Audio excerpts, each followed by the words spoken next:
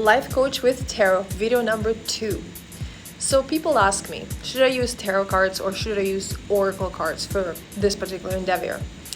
So tarot cards, there are 78 cards and they have more of a universal meaning attached to the deck and to each card. Oracle cards have a more of a free-flowing nature. So oracle card will hold bigger energy, but a tarot card will give you a more precise, more logical, more personalized and detailed reading. It all really depends on what you're comfortable with. So the methods that we will learn in these following sessions can be used with tarot cards or with oracle cards.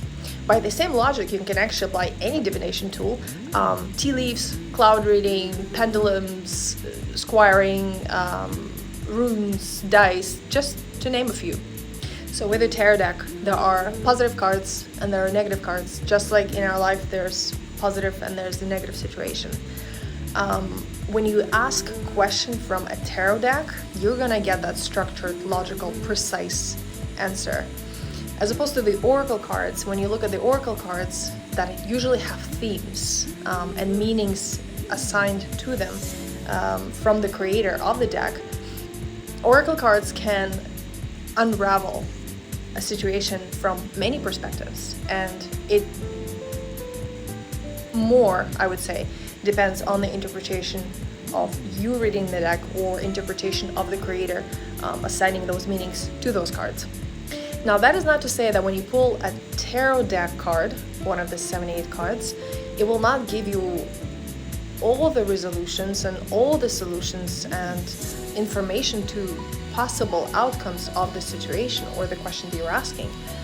For example, you pull death card to a question about your broken relationship that's no longer working.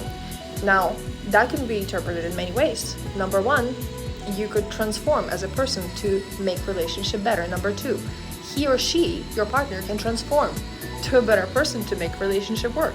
Number three, your relationship can transform, go through this transformation, rebirth, to a better stage, better understanding, or I don't know, better communication.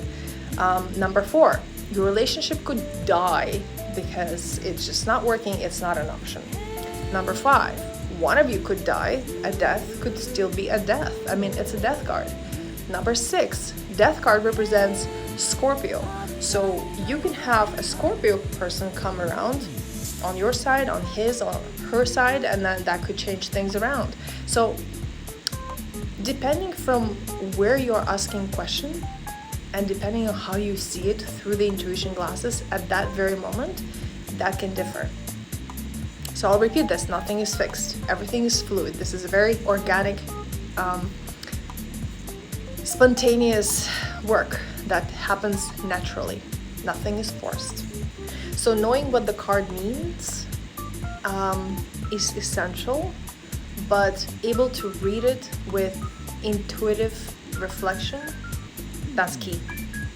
So reading tarot cards is not looking up the meaning of what an oracle creator card intended for this card to create, or looking up a meaning of a tarot card in a few different Google searches.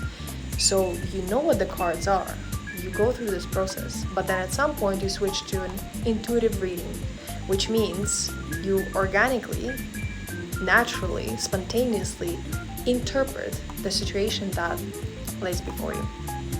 You can also use tarot cards and oracle cards at the same time. Oracle cards fill out nicely those voids that are unclear in a reading when you do a spread in the tarot cards. By the same logic, you can also layer it with other divination tools and combine it really to your liking. Like I said, organic, natural, spontaneous process. That's all it is.